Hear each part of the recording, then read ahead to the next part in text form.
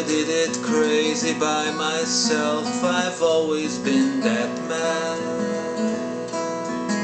I needed someone by me to share the madness with, to help me through the growing pain, see me through the mist.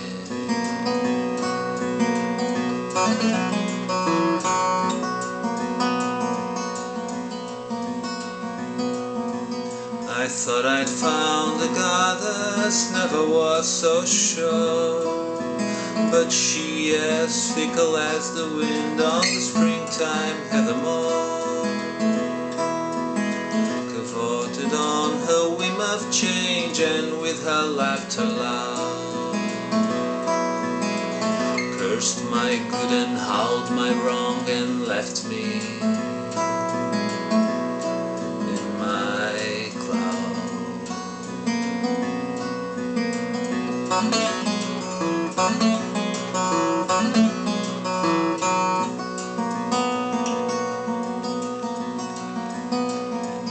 I lie in awful silence, pierced by passing seconds, every one so long and full of you and why.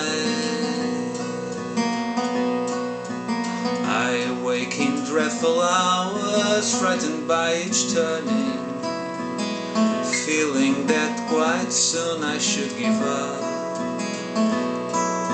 and die of you, but stay alive to walk the echoing, the feeling that it was, or maybe not, a wretched life.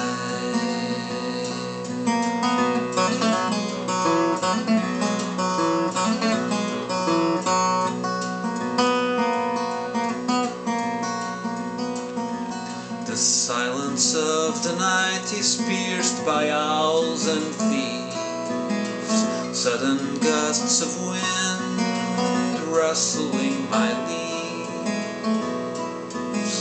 loud explosions in the stillborn thoughts of old. Please don't leave your bed for long, it's next to me and cold.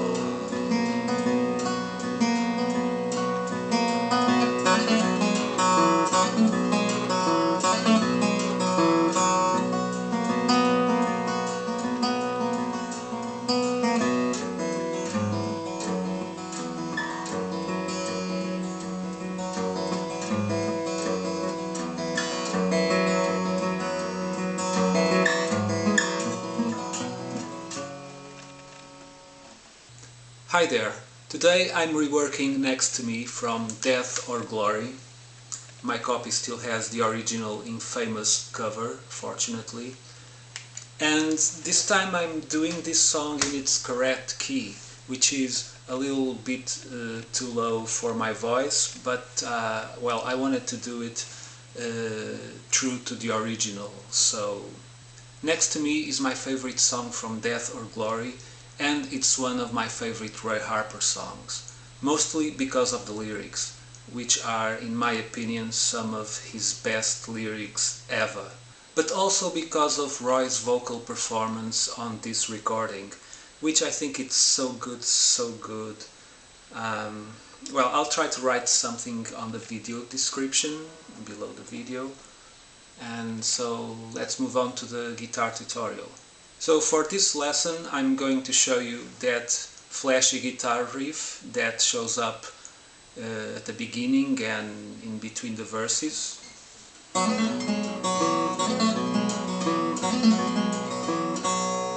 And then I'm going to show you the chords that go along with the verses, and that's very simple. But first of all, let's start with the tuning. This song uses dead get tuning, but tuned down 1 tone and a half to B. So you have a B on the 6th string, then you have an F sharp, then you have another B, then you have a E, F sharp, and finally another B.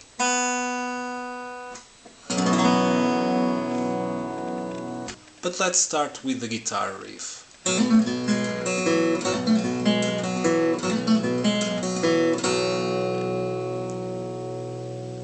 So you start by picking the 2nd and 6th strings open simultaneously. And then you do a run on the 2nd string with a series of hammer-ons and pull-offs like this. Slowly. Again.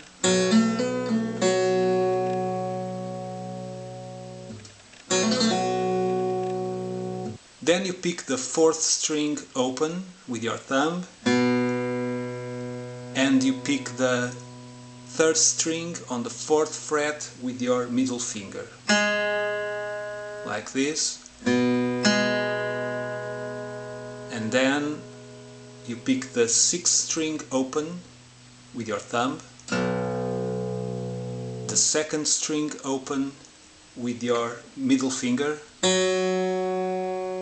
and finally with your thumb you pick the 4th string on the 5th fret. So this last beat goes.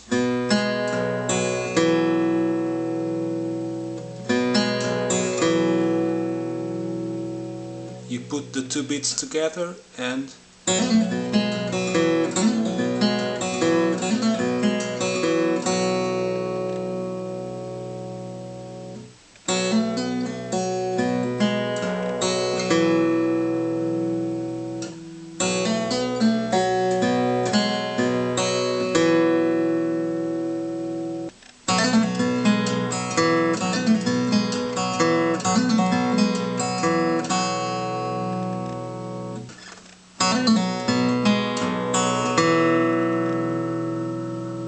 now the chords that go with the verses are very simple.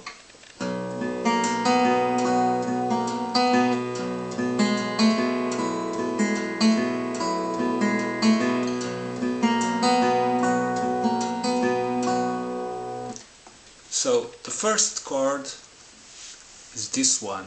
Index finger on the 2nd string, 5th fret, middle finger on the 3rd string, 6th fret, and little finger on the 1st string, 7th fret.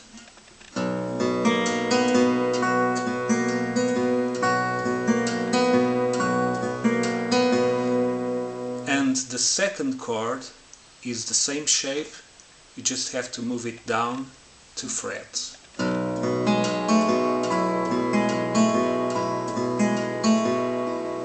So the whole song is based on these 2 chords, except for one particular line on the 2nd verse, and goes like this. But she as fickle as the wind on springtime had them all. This chord is, instead of going to the 2nd chord that uses the 6th string open,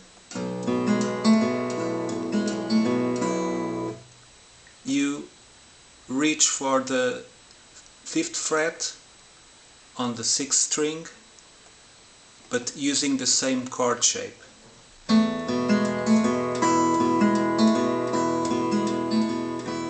So the only difference is the bass on the 6th string.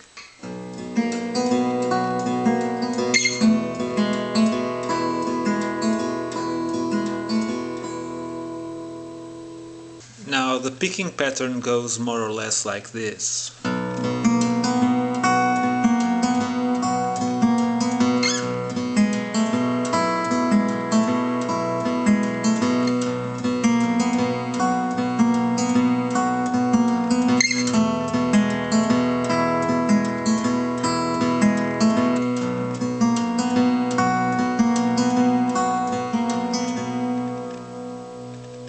So you spend the whole song alternating between these 2 chords, with that one exception that I've told you about.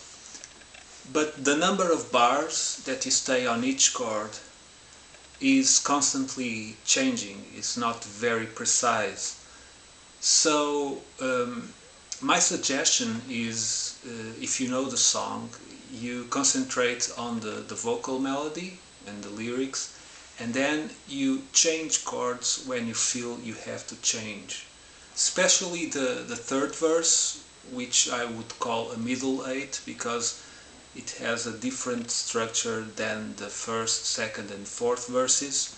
That verse in particular, the number of bars you stay in each chord is very different, and it's constantly changing. For instance, let's check this beat on that third verse. I wake in dreadful hours, frightened by each turning, feeling that quite soon I should give up and die of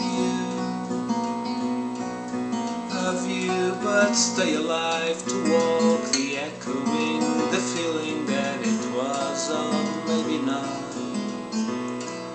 So as you see, the number of bars is very different than from a regular verse. Finally, and this is kind of an extra because I don't consider this as part of the song, but in the end of the song you can hear Roy fumbling with these chords.